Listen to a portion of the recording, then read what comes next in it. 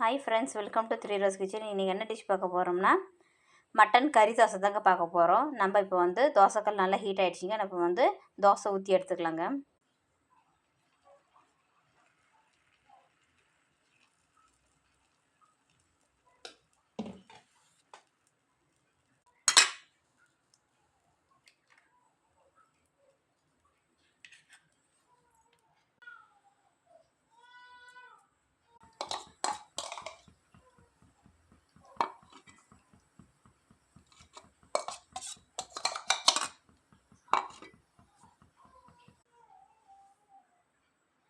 Pepper add பண்ணிக்கலாங்க.